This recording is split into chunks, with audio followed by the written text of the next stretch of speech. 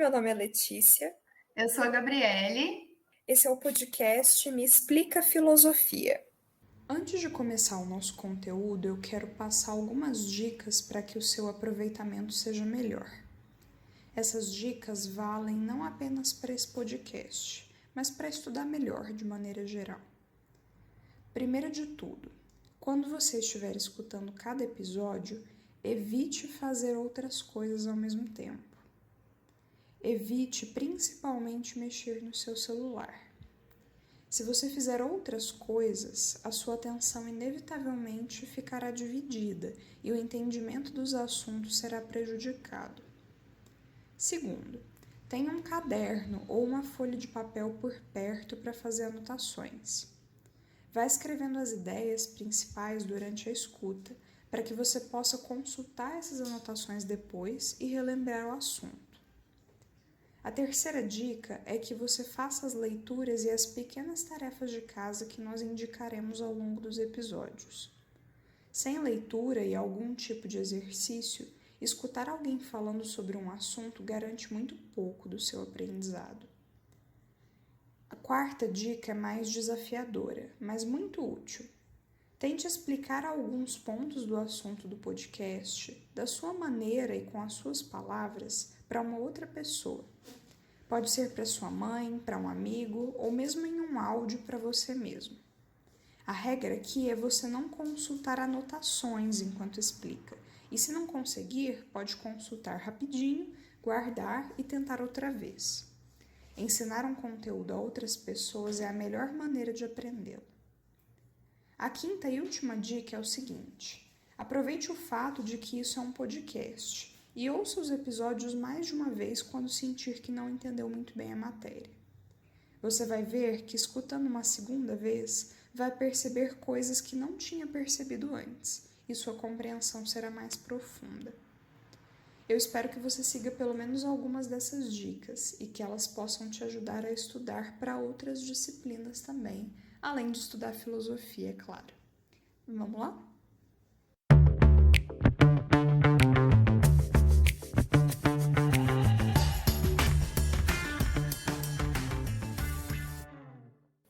Não dá para discordar de que as ciências têm um impacto enorme nas nossas vidas.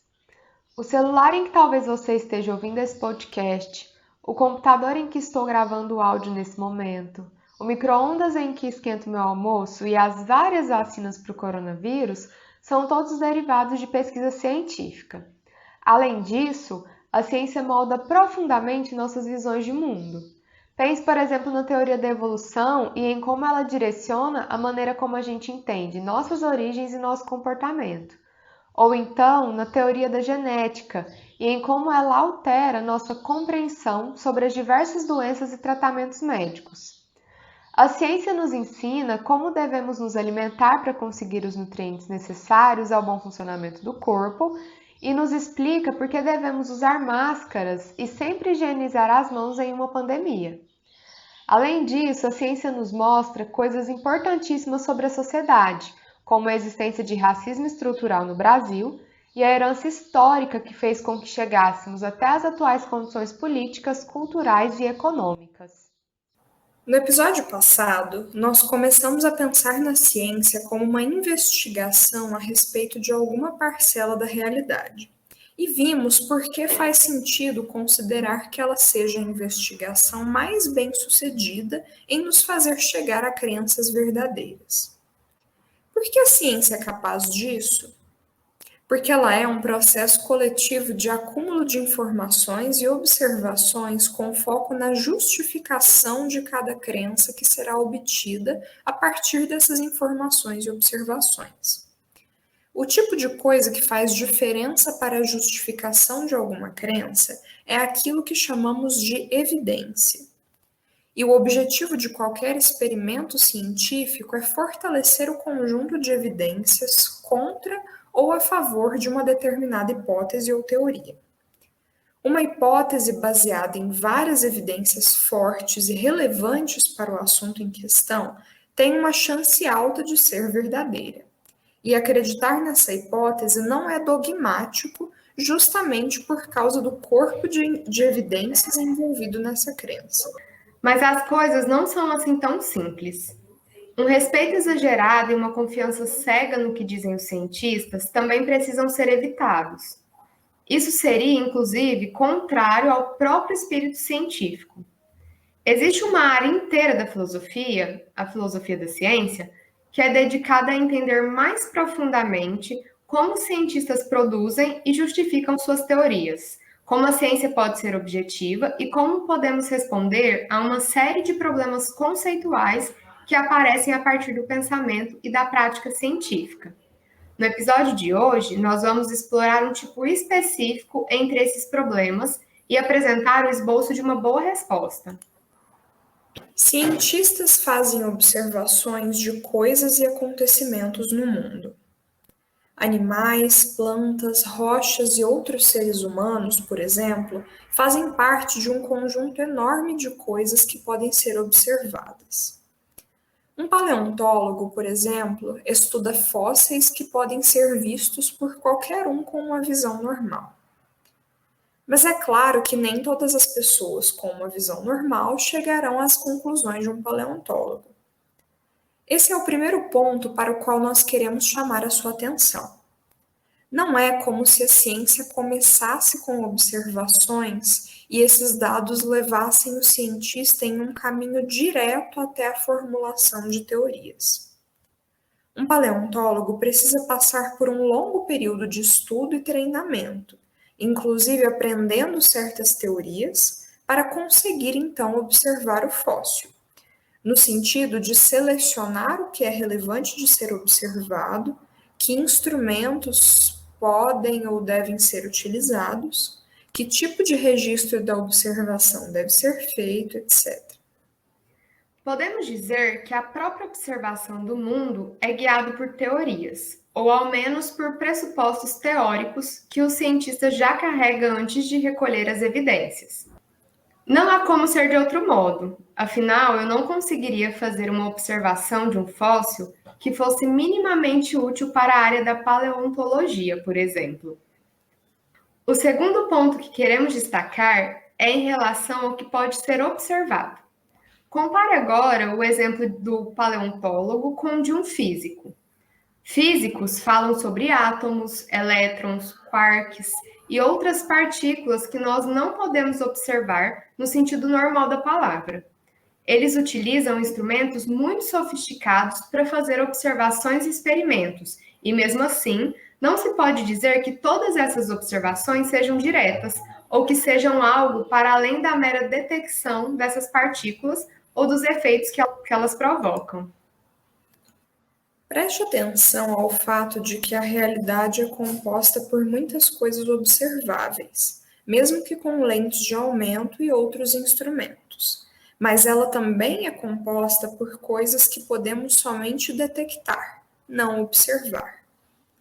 Existem partes da realidade tão grandes ou tão pequenas que podem ser chamadas de inobserváveis. O mesmo pode ser dito de acontecimentos tão lentos, tão rápidos ou tão complexos que são de difícil compreensão para os nossos sentidos e nossa inteligência. O mesmo para acontecimentos distantes de nós no tempo. Em resumo, existem enormes lacunas naquilo que podemos observar, e torna-se necessário que os cientistas preencham essas lacunas com suposições do que existe ou do que está ocorrendo. É justamente porque não basta observar que podemos dizer que os cientistas precisam criar histórias, no sentido de arriscar explicações que pareçam dar conta daquele objeto de estudo e que permitam a continuidade da investigação por meio de testes e novas observações e hipóteses. Existe um debate na filosofia da ciência que diz respeito ao modo como a gente interpreta as teorias científicas. Nessa discussão, muitas pessoas defendem algo que talvez os próprios cientistas diriam e que leigos em ciência também diriam, que as teorias científicas nos revelam como o mundo é, tanto no que diz respeito às coisas que podemos observar, quanto às coisas que não podemos observar. Vamos chamar essa posição de realismo científico. Segundo a visão do realismo, poderíamos assumir que as melhores teorias científicas entregam crenças verdadeiras, pois elas nos dizem corretamente que coisas existem no mundo e como elas interagem. Mas existe um importante argumento que questiona o realismo e que faz uso daqueles dois pontos sobre a observação que acabamos de te apresentar. Pense no seguinte: ao longo da história da ciência, muitas teorias foram desenvolvidas para explicar os fenômenos do mundo, e várias delas supunham a existência de coisas inobserváveis. O trabalho dos cientistas é feito em uma comunidade que constantemente analisa e critica as justificações das diversas investigações desenvolvidas. Nesse processo, muitas teorias consideradas bem justificadas pelas evidências acabam sendo superadas. Novas descobertas são feitas e hipóteses que antes eram tidas como verdadeiras são descobertas falsas. Tendo essas mudanças em vista, podemos fazer a seguinte questão: já que sabemos de várias teorias da história da ciência que se mostraram falsas e tiveram seus pressupostos, explicações e corpos de evidência corrigidos por teorias novas, que garantia teríamos de que as teorias que hoje são consideradas bem justificadas e verdadeiras não serão descobertas falsas com o passar do tempo? Se elas forem falsas, e essa é a questão mais importante, como podemos sustentar o nosso realismo em relação a elas? Existe uma lista de exemplos que podem ilustrar o que estamos te apresentando agora. Um deles é a teoria do flogisto, que vamos explorar um pouco para que o problema que acabamos de apresentar fique mais claro. A teoria do flogisto foi elaborada por volta dos séculos 17 e 18, na disciplina chamada de alquimia. Nesse momento, ainda não se tinha conhecimento dos elementos químicos e essa teoria tinha o objetivo de explicar a combustão. De acordo com os princípios da alquimia, existiam 5 elementos que compunham tudo o que havia no universo: o fogo, a água, o ar, a terra e o éter. Os diversos materiais que encontramos na natureza eram considerados membros das classes desses cinco elementos. O flogisto seria uma essência da classe do elemento fogo, que estaria presente em todas as coisas que queimam e que poderia fluir entre materiais. Assim, quanto mais inflamável o material, mais flogisto ele teria, e esse flogisto seria liberado no ar durante a combustão. Queimar, então, significava o processo de perder flogisto para o ar. Um exemplo disso é a madeira, que seria rica em flogisto. Caso colocássemos um pouco mais de fogo em um pedaço de madeira, os outros elementos da classe do fogo seriam eliminados para o ar, o que explica o fato de que um pedaço de madeira pesa muito mais do que as cinzas que ficam depois que ele é completamente queimado. Uma vez que o flogisto estivesse no ar, ele seria reabsorvido pelas plantas. Isso explica por que o ar não explode perto de alguma coisa inflamável. Justamente porque o flogisto de todas as queimas não fica parado na atmosfera. O seu ciclo na natureza seria, então, dos corpos inflamáveis para o ar e do ar de volta para os corpos inflamáveis. O ar cheio de flogisto desfavoreceria a queima por não haver espaço para mais flogisto escapar dos objetos. Em contrapartida, o ar pobre em flogisto favoreceria as queimas e as explosões. Veja que essa teoria parece ter uma boa justificação. Quando queimamos madeira em um ambiente fechado, por exemplo, fica muito mais difícil queimar mais madeira em seguida. Imagine que você não soubesse da existência dos elementos químicos. Temos que admitir que a teoria do flogisto é bastante engenhosa e faz muito sentido quando aplicada aos dados de observações disponíveis para os cientistas naquele momento. Mas havia algo que essa teoria não explicava e que entrava em contradição com o que era previsto. Os metais aumentam de massa após a queima, ao invés de diminuírem. Não era para isso acontecer, já que o flogista estaria saindo do material. Procure queima de palha de aço na internet, por exemplo, e você verá que a massa aumenta alguns gramas. Mas a gente não vai testar esse experimento em casa, ok? Bem, essa anomalia a respeito do peso dos metais após a queima era um problema que a teoria do flogisto precisava resolver. Depois de algum tempo, foi descoberto um modo de obter ar sem flogisto, ou seja, que favorece a queima. Esse modo era a queima de uma substância que hoje chamamos de óxido de mercúrio, algo usado em produtos farmacêuticos.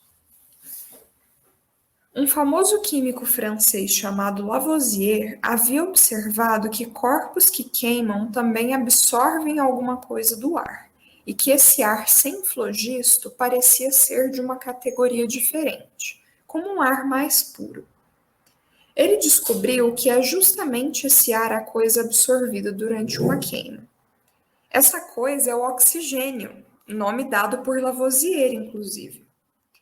Ele defendeu que o oxigênio não era um novo elemento além dos 5, mas um componente do ar. E isso é importante porque a teoria que até o momento explicava a combustão, ou seja, a teoria do flogisto, não previa a possibilidade de existir alguma coisa como o oxigênio. Lavoisier desenvolve, então, uma nova teoria da combustão, diferente da teoria do flogisto e agora prevendo a existência do gás oxigênio. O resto dessa história você já sabe. A proposta de Lavoisier se mostrou muito melhor justificada a partir das novas observações. Além disso, o problema do aumento da massa dos metais em combustão foi resolvido com a introdução dessa nova entidade, o oxigênio. E a teoria do flogisto e dos 5 elementos foi superada pela ideia de que mais de 5 elementos fazem parte da composição do que existe no universo. Hoje sabemos que a combustão acontece quando alguma coisa interage com o oxigênio do ar. Mas tendo esse exemplo em vista, pensemos de novo no problema que te apresentamos agora há pouco. Como podemos ser realistas científicos e dizer que as crenças das nossas melhores ciências são crenças verdadeiras, se a história da ciência nos mostra várias teorias que pareciam bem justificadas e depois foram descartadas? Não é nossa pretensão aqui dar uma resposta completa e acabada a esse questionamento, aliás, a nenhum outro. Mas nós queremos apontar que é possível dar essa resposta e fazer isso de uma maneira plausível que não abra mão do realismo a respeito da ciência. O nosso esboço de resposta vai girar em torno de 3 pontos. O primeiro é o seguinte: nós dissemos no começo do episódio que um respeito exagerado ou uma confiança cega na ciência devem ser evitados. Isso porque, para começo de conversa, todos nós somos cognitivamente limitados, e mesmo os mais sofisticados métodos e instrumentos da investigação científica não são suficientes para tornar o nosso intelecto perfeito. Essas coisas nos ajudam muito e são indispensáveis para fazer a ciência de hoje avançar, mas permanecemos sendo limitados e podendo cometer erros.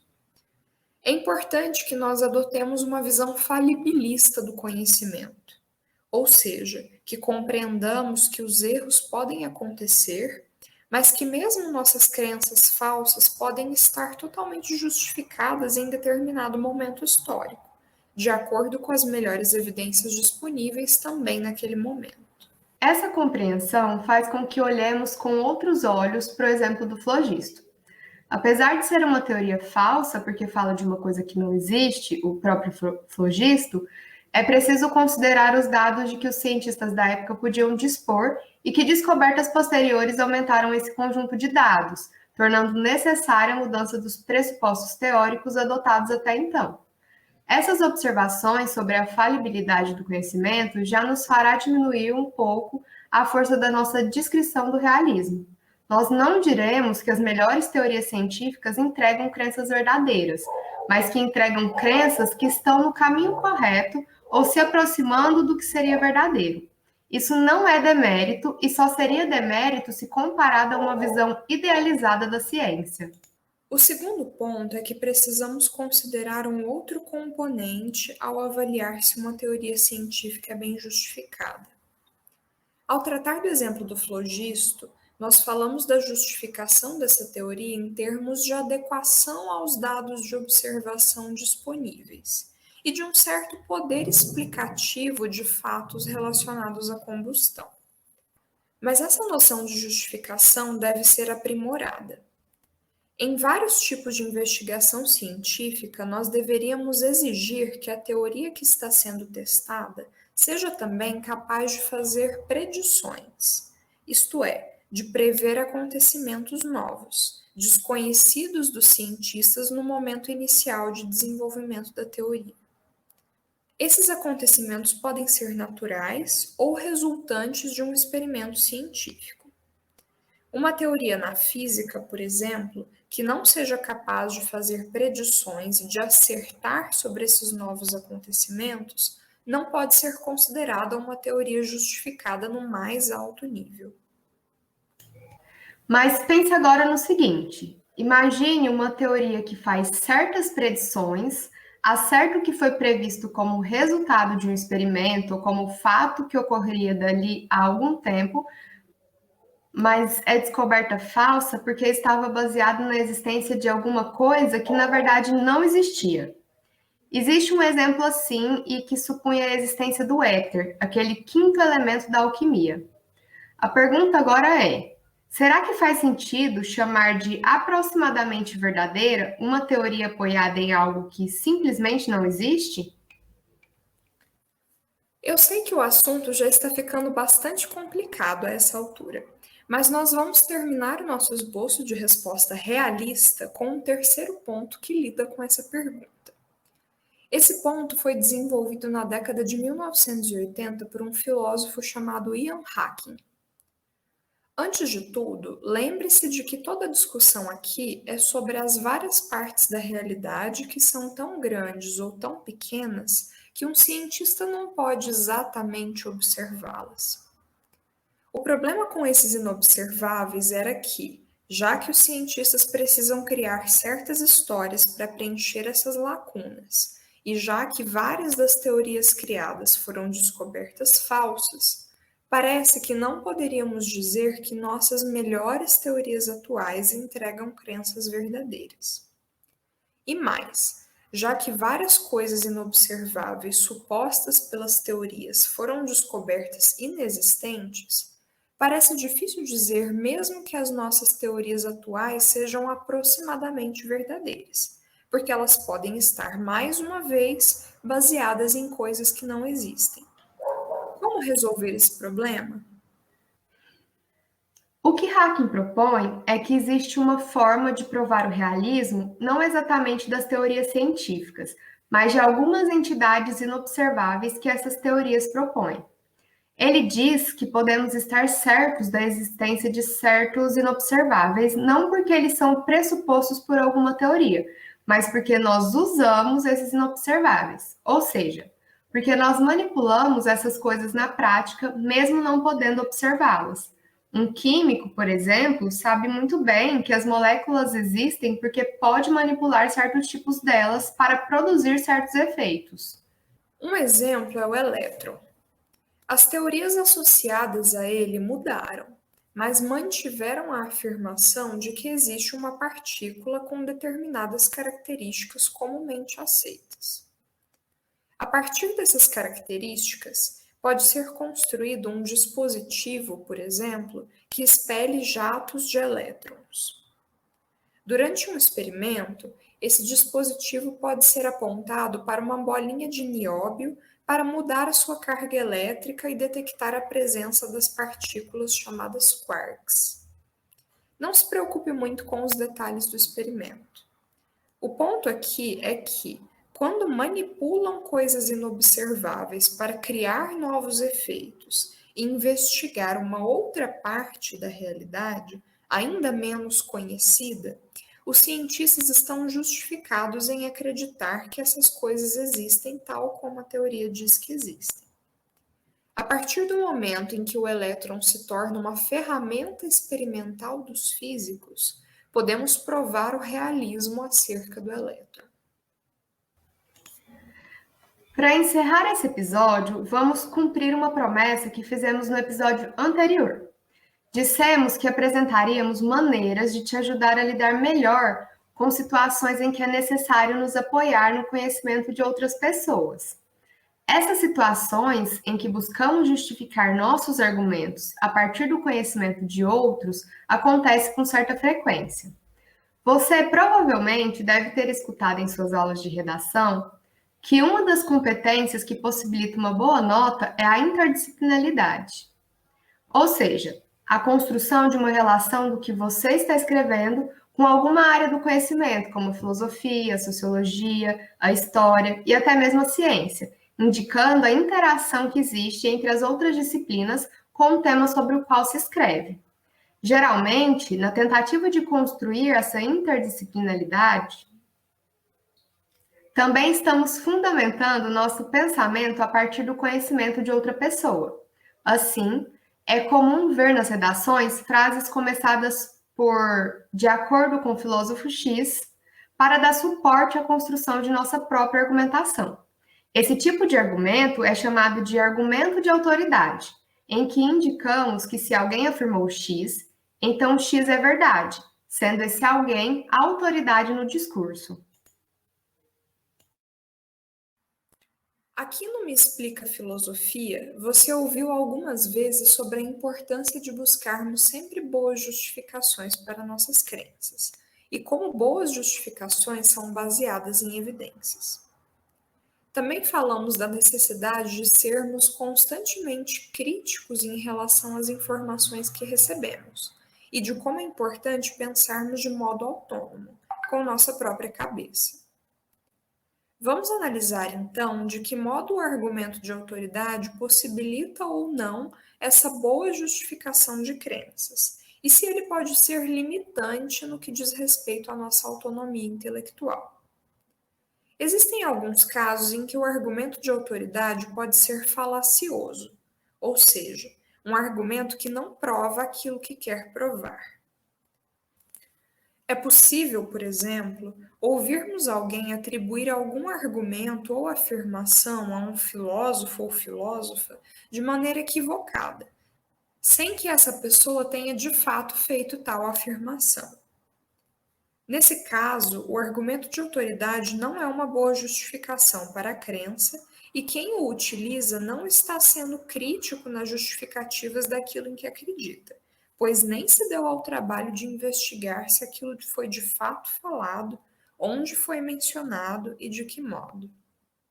Além de saber da procedência das afirmações atribuídas à autoridade invocada, também é necessário compreender as evidências envolvidas na afirmação e saber se as provas que essa autoridade possui são realmente boas. Para que isso fique claro, imagine que eu estou falando ao telefone com a Letícia e que estamos em cidades diferentes. Pergunto a ela como está o tempo e ela afirma que está chovendo. É certo que Letícia não é nenhuma meteorologista, mas nesse caso ela é uma autoridade epistêmica, uma vez que tem acesso à prova, basta ela olhar pela janela. Desse modo, considerando que ela tem boas provas de que está chovendo, parece razoável eu justificar a minha crença de que chove no local em que ela está, me baseando em sua afirmação. O que queremos enfatizar com esse argumento simples é que, para que eu justifique minhas crenças a partir de um argumento de autoridade, sem cair em uma falácia, é necessário que eu esteja atenta às provas e evidências por trás da afirmação da autoridade epistêmica mencionada. Se estivermos atentos às provas, se forem de fato boas provas, o argumento de autoridade não é algo negativo ou um argumento ruim, e nem um fator que limite nossa autonomia de pensamento. É importante lembrarmos que, no que diz respeito à autonomia e à possibilidade de um pensamento crítico, o que vale é, sobretudo, o cuidado e o rigor com que tratamos nossas justificações. Em seu texto a respeito de argumentos de autoridade, no site Estado da Arte, o professor Desidério Murcho dá algumas sugestões sobre o que podemos fazer quando nos depararmos com argumentos de autoridade ou quando resolvermos usá-los. Essas sugestões podem nos auxiliar na análise crítica desses argumentos para sustentar certas justificações. Ele sugere que nos questionemos o seguinte: a autoridade tem boas provas do que afirma? Eu compreendo as provas da autoridade? Há outras autoridades com boas provas do contrário? Para que o argumento de autoridade seja confiável, é necessário que a resposta das duas primeiras perguntas sejam afirmativas e que a resposta para a terceira pergunta seja negativa. Caso existam outras autoridades com boas provas para a afirmação contrária, ou caso não saibamos, pelo menos em linhas gerais, o tipo de evidência que dispõe aquela autoridade que estamos citando, o ideal é que não usemos o argumento. No episódio de hoje, vimos um pouco mais a respeito de como a ciência funciona. Também foi apresentado um dos tipos de problema com os quais a filosofia da ciência lida, e que diz respeito a como os cientistas atuam e o que as teorias científicas nos dizem sobre o que não podemos propriamente observar. Vimos então que o desafio gerado a partir da história da ciência nos leva a uma reformulação do chamado realismo científico, mas que essa reformulação de maneira alguma abandona a ideia fundamental de que a investigação científica é muito bem sucedida em nos entregar crenças verdadeiras e justificadas sobre a realidade. Por exemplo, crenças de que certos inobserváveis de fato existem. Nós queremos deixar uma tarefa de casa para você. A tarefa consiste em tentar elaborar uma resposta ao problema que apresentamos no episódio de hoje, aquele que questiona o realismo científico. O texto deve conter entre 15 a 20 linhas e você pode optar por completar as respostas que apresentamos ou pensar em uma nova resposta. Com essa atividade, além de reforçar o entendimento do conteúdo desse episódio, você também estará exercitando sua capacidade de reflexão e argumentação. Então, aproveite! Depois de finalizar o seu texto, mostre ao seu professor para que ele possa te dar um retorno sobre o que você escreveu. Nos encontramos no próximo episódio. Até lá!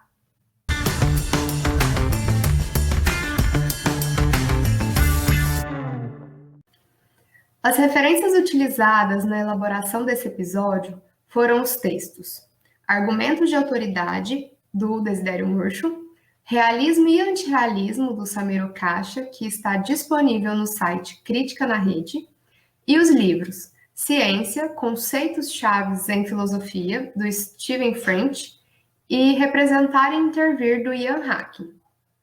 Deixamos também um agradecimento especial ao professor Ivan Ferreira da Cunha, da Federal de Santa Catarina, de quem tiramos a explicação do exemplo do flogisto.